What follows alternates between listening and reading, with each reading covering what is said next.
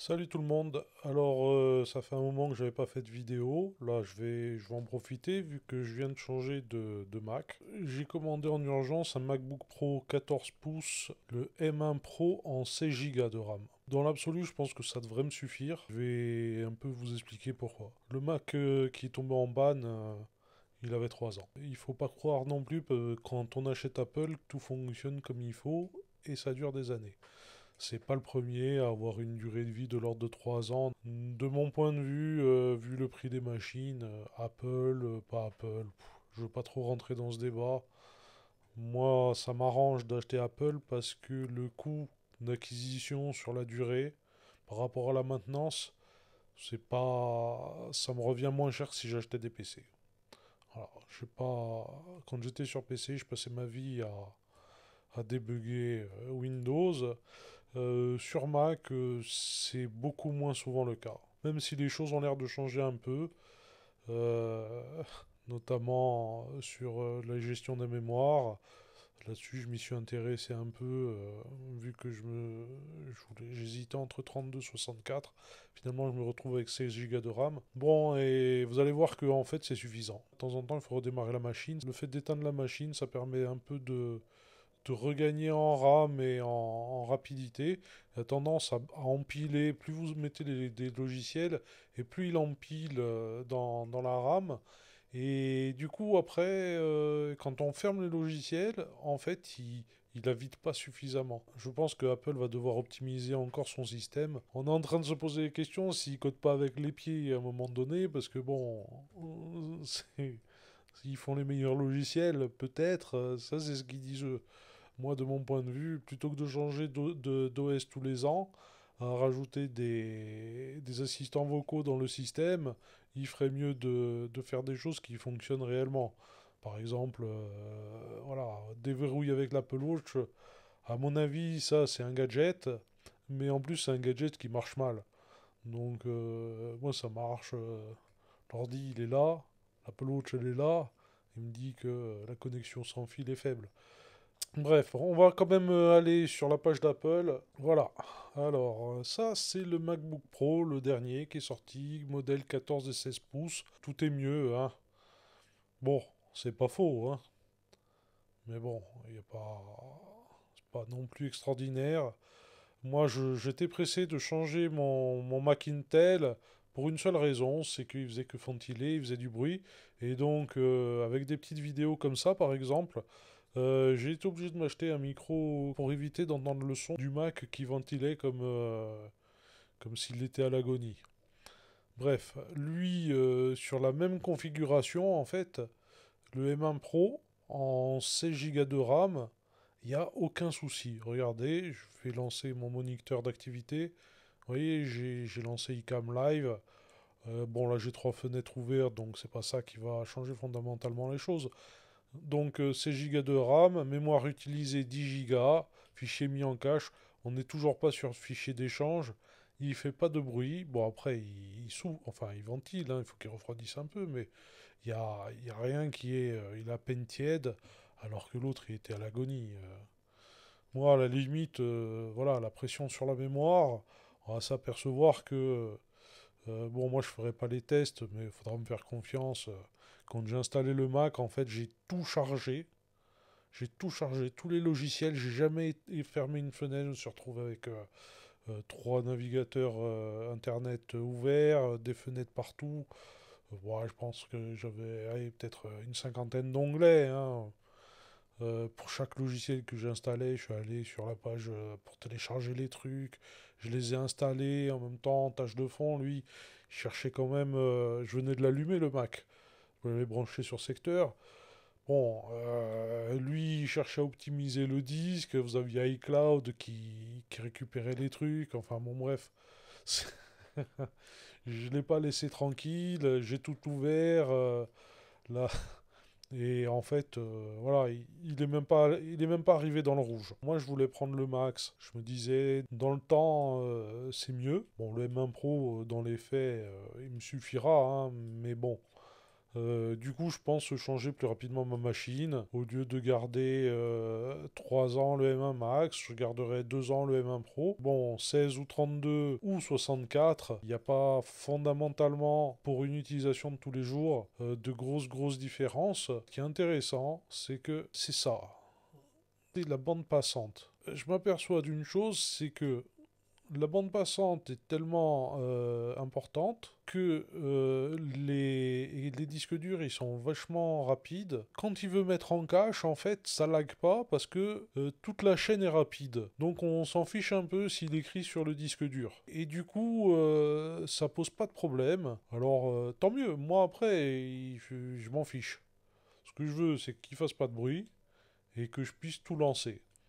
Après, attention, je dis pas que 16 Go ça va suffire à tout le monde. Ce que je dis, c'est que si vous chargez pas, vous chargez, allez, moyennement la machine, oh, mais ça va amplement suffire. On va dire qu'on va se retrouver avec l'équivalent de 32 Go sous Mac Intel, pour vous donner un ordre d'idée. Et encore, je dirais même plus rapide. Par contre, ces 16 Go, je pense pas qu'il me suffit sur un M1 classique, parce que il n'y a pas les 200 gigaoctets de bande passante, et les disques durs sont moins rapides. Après, il faut savoir aussi une chose, c'est que bon, moi j'ai pris un 14 pouces, j'aurais pu prendre un 16 pouces, on s'en fout, hein, il y a 200 balles d'écart. Sur une machine que vous utilisez tous les jours pendant plusieurs heures, faut arrêter de dire que c'est cher ou que c'est pas cher. C'est cher si vous le mettez dans le placard. Si, comme moi, vous travaillez avec, en fait, il vous rapporte de l'argent. C'est ça, moi, que je regarde la valeur d'acquisition, c'est sur la durée de vie de la machine. Si j'achète ça pour partir en vacances, oui, ça vaut pas le coup. Si c'est pour travailler, le prix, j'ai envie de dire presque, il m'importe peu. Ce qui m'importe, c'est que ça fonctionne et que c'est que ça fonctionne bien. Je reconnais qu'au fil des années, je trouve que Apple, bon,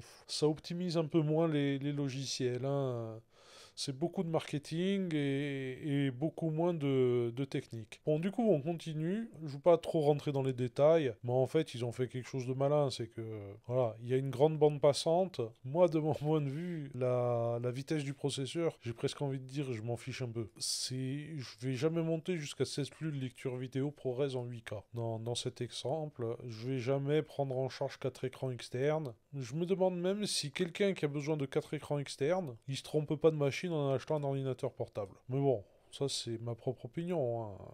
Bon voilà, alors 14, 16 pouces. Moi j'ai choisi 14 pouces pour l'emmener un peu plus facilement en déplacement. C'est vrai que j'avais un 15 pouces avant, seulement comme c'était le clavier papillon de merde. Du coup en fait c'était l'ordinateur portable que j'ai utilisé le moins en déplacement, j'utilisais l'iPad. En fait j'avais peur de flinguer le clavier. Bon finalement c'est la batterie qui a été flinguée. Des fois on se pose peut-être un peu trop de questions. Bon voilà, moi le 8K, je m'en fiche un peu. D'ailleurs, pour beaucoup de monde, je vois pas l'intérêt de s'intéresser et de s'extasier sur du 8K. Aujourd'hui, on doit tout faire passer sur Internet avec des algorithmes de compression. La plupart des vidéos, vous les regardez sur YouTube. On a du mal à avoir du 4K de qualité. C'est pour ça que je dis, c'est beaucoup de marketing. Il faudrait mieux de s'intéresser à faire bien les choses plutôt que de s'exciter pour la performance à tout prix.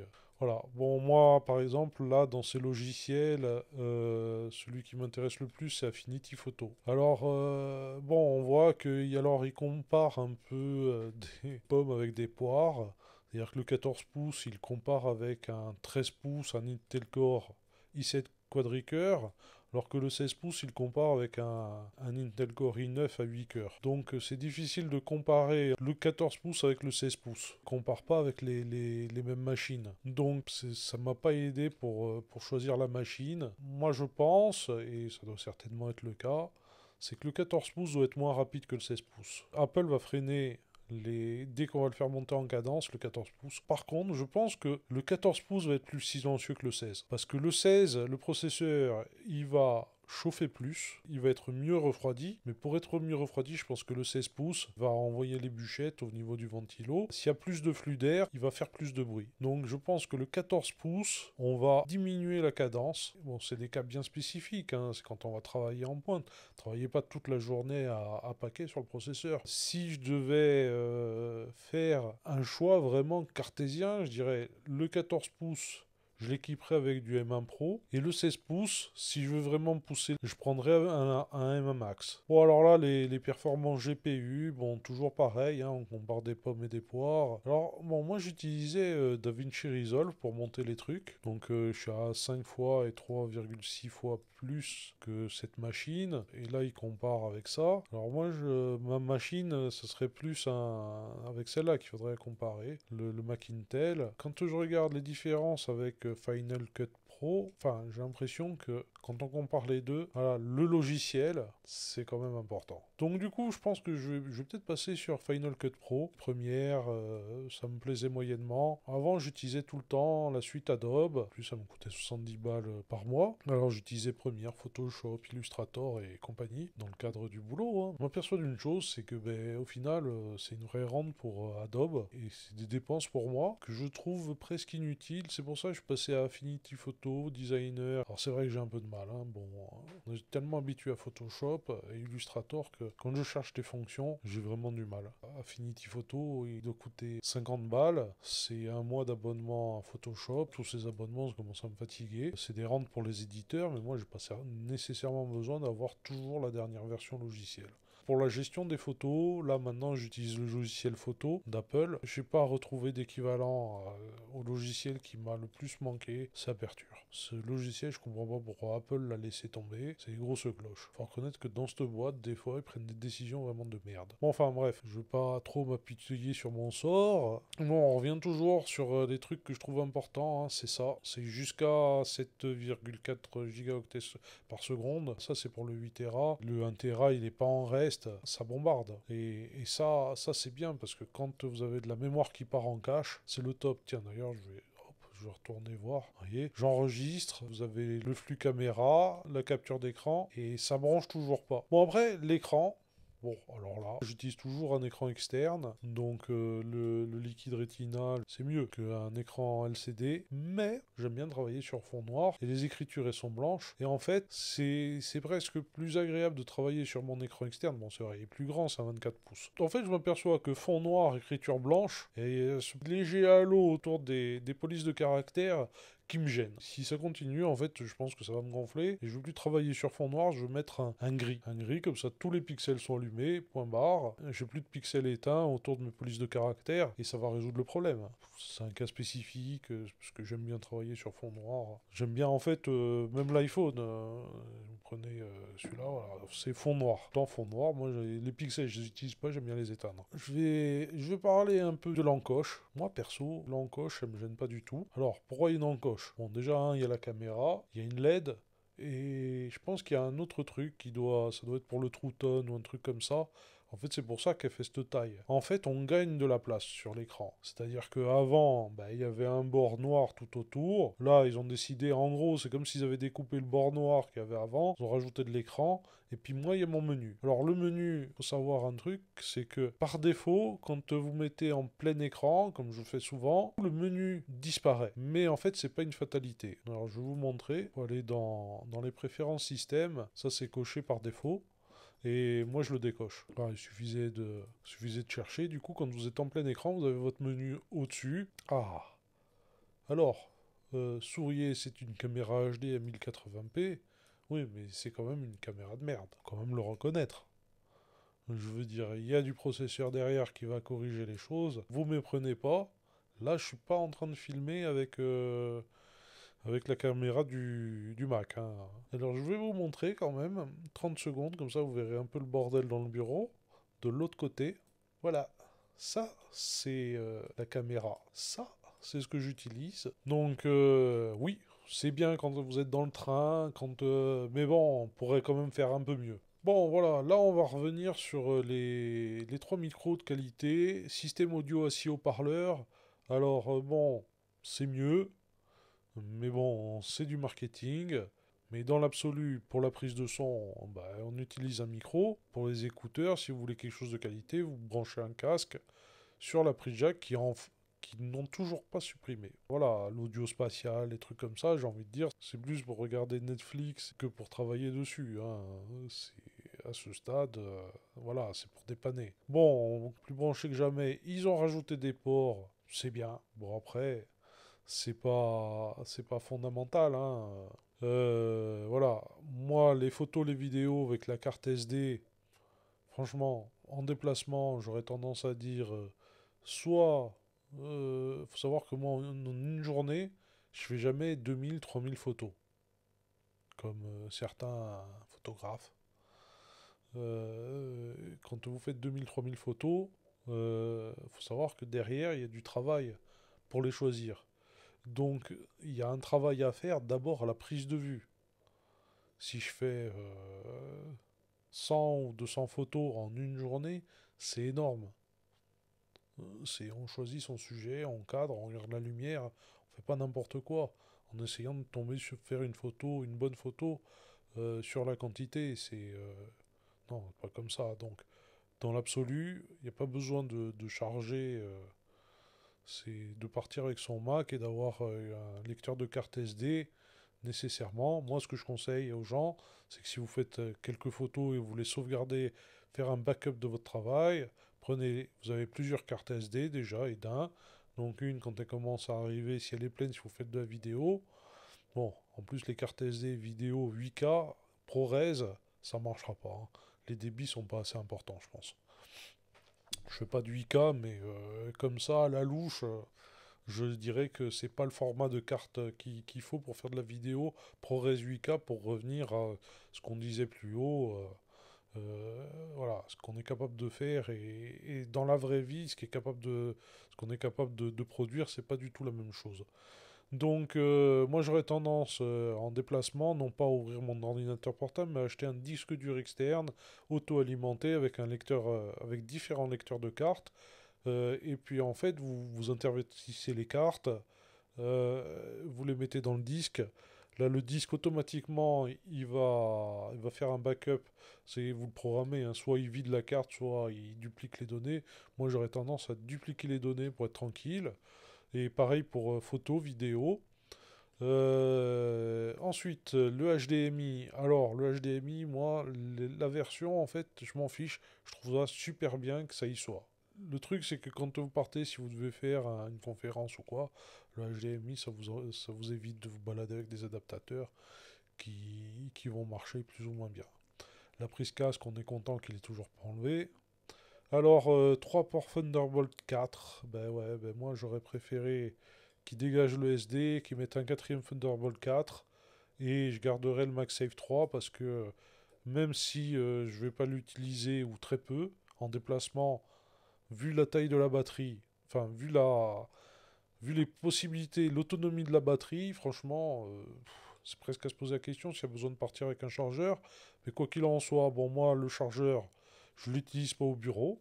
Les câbles ils sont plutôt bien rangés. Je vais l'utiliser quand je suis plutôt en déplacement. Donc ça pour moi c'est vachement bien le MagSafe. Mais je trouve qu'il manque un port Thunderbolt 4. Ça c'est voilà, ce que j'ai à dire sur la connectique. Moi qui n'ai pas la dernière version du HDMI, je m'en fiche.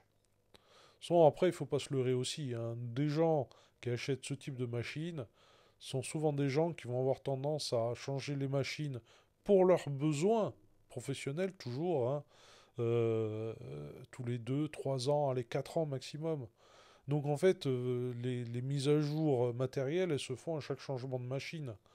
Il vaut mieux, quand vous êtes un professionnel, acheter une machine, allez, qui correspond à vos besoins, mais qui est légèrement plus performante que vos besoins le nécessitent. Par contre, au bout de 2 ans, vous la revendez, vous allez vous acheter une nouvelle. C'est comme ça qu'on suit le truc. Les Mac, l'avantage, c'est que bon, voilà, ils décodent peu, donc c'est pas que vous perdez pas d'argent, mais bon, si vous pouvez pas dire, enfin, vous pouvez pas rester 10 ans, 15 ans avec la même machine. C'est sauf si elle vous suffit. Dans ce cas-là, le HDMI, si vous suffit aujourd'hui, vous suffira dans 2 ans, hein. En tout cas, cette version-là. Mais bon, si vous êtes souvent en déplacement et que vous faites des conférences, là, faut se poser la question, mais je pense pas que ça change quelque chose pour vous. Euh, alors ensuite, alors le Magic Keyboard, oui, ben là, ça y est, c'est enfin, le Magic Keyboard. Alors, les touches de fonction qui reviennent, la touch bar sur le 15 pouces Intel, le truc qui sert à rien. C'est l'endroit qui a pris le plus de poussière.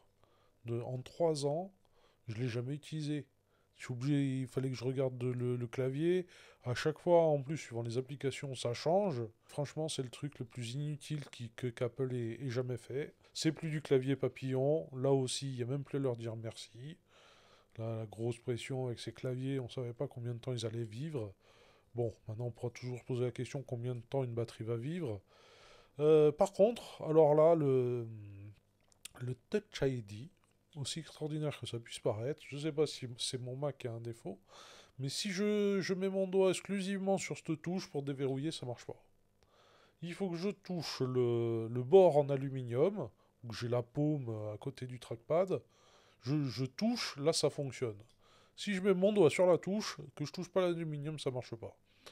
Je sais pas si c'est ma faute, si c'est le Mac qui déconne, enfin j'en sais rien, mais bon voilà. Sinon, le confort de frappe, il est bien.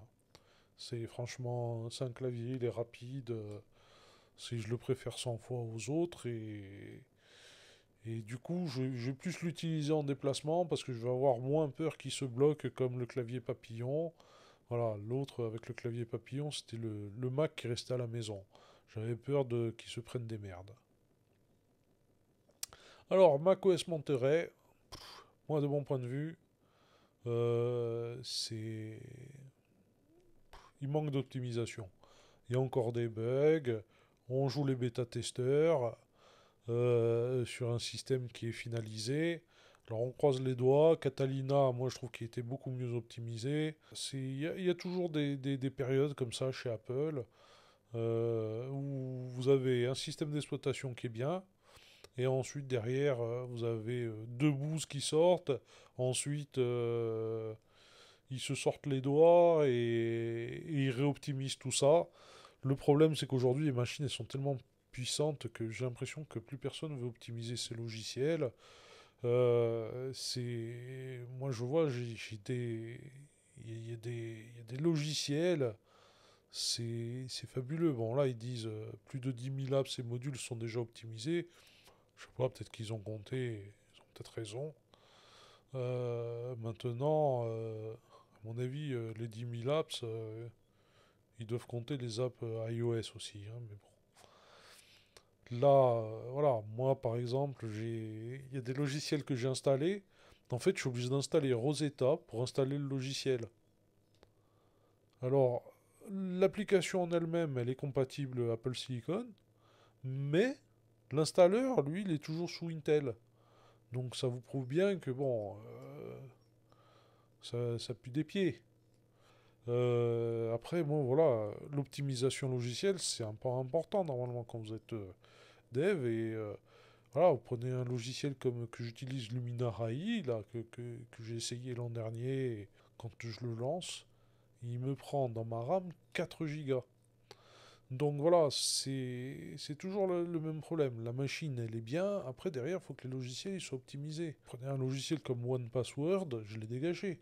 Pas normal d'un gestionnaire de mots de passe, on n'a pas à attendre la pizza qu'elle ait fini son boulot. Vaut mieux avoir une bonne application optimisée Intel qui fonctionne avec Rosetta que une application silicone qui est optimisée avec les pieds et qui va vous démonter vos ressources. Alors là, qu'est-ce qu'ils disent? Conçu avec la planète en tête. Ah ouais, c'est ça.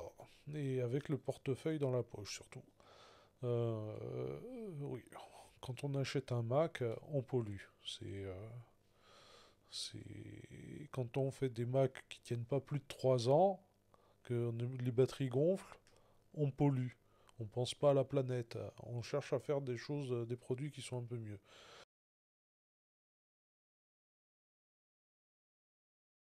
Moi, j'ai choisi celle-là, 2749. De toute façon, il y avait que ça qui était dispo. J'aurais aimé avoir du 32 Go, je vous l'ai dit, je répète. C'est. Mais bon. pas de 32 gigas, bah, je la garderai pas 3 ans. Ça c'est sûr.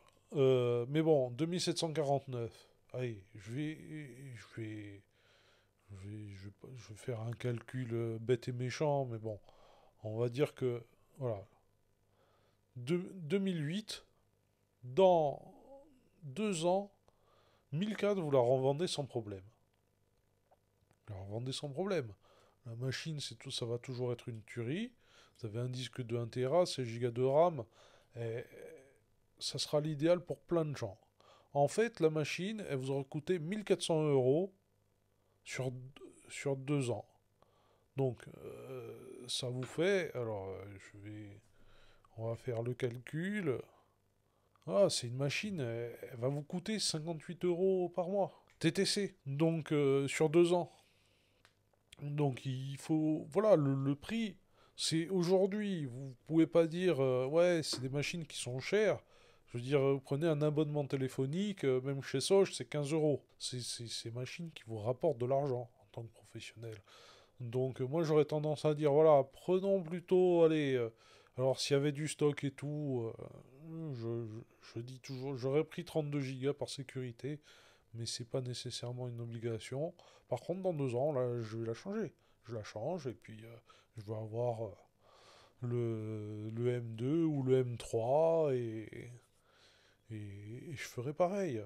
Et voilà, et je fais tourner. Bon après je fais pareil avec les iPhones, au bout de 2 3 ans, j'essaye de les revendre. Si, quand ça marche toujours, en général, il marche bien, mais on fait tourner, je jette pas, on évite de polluer.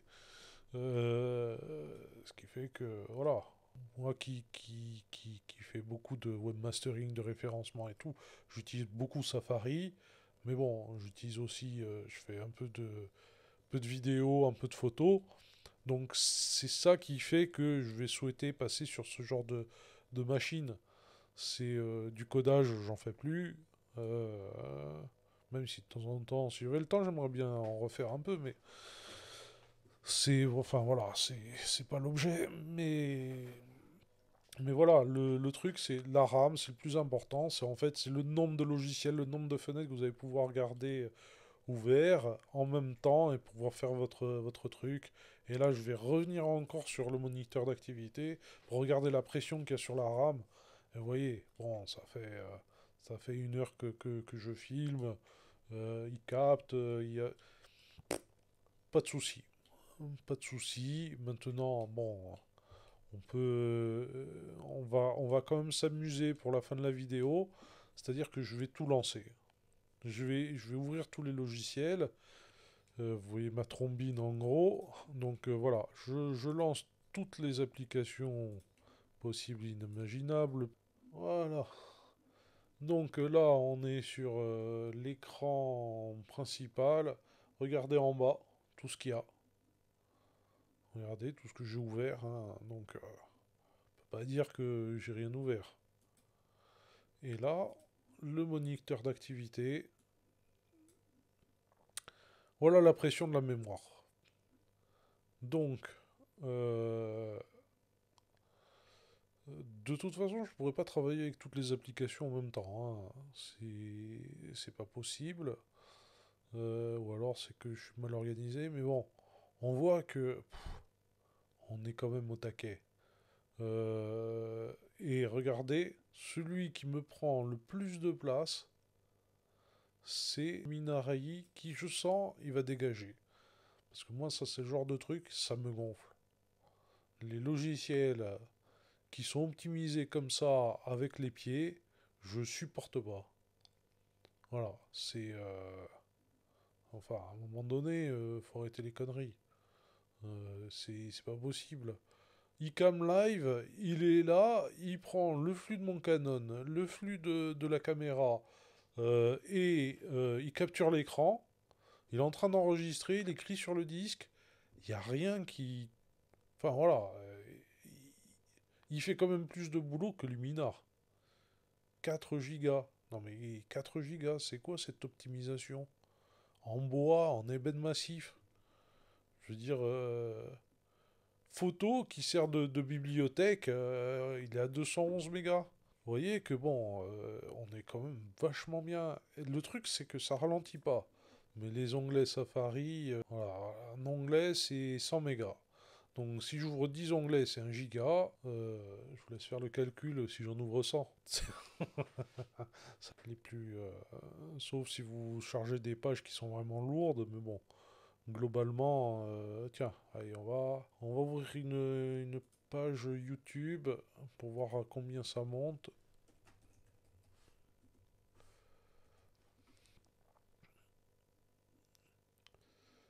Tac, tac. Voilà, une vidéo qui est intéressante si vous posez des questions. C'est celle-là.